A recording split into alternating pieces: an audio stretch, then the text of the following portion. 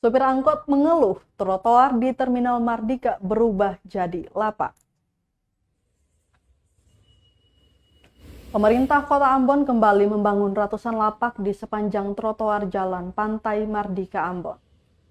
Mulai dari depan trotoar, kawasan penjualan daging sapi dan babi, hingga jembatan dekat Pasar Losari Ambon. Para pejalan kaki hingga penumpang dan supir angkot trayek Latuhalat mengeluhkan itu. Seperti yang diungkapkan Alex Leka Tompesi, yang mempertanyakan alasan pemerintah membangun lapak di atas kawasan pedestrian itu.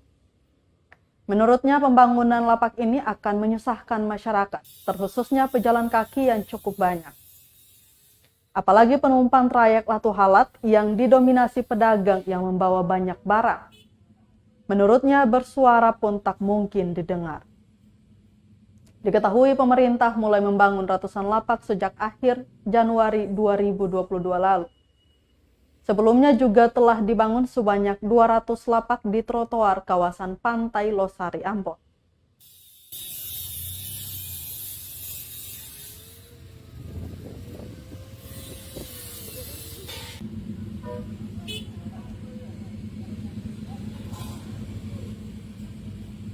Terima kasih sudah nonton.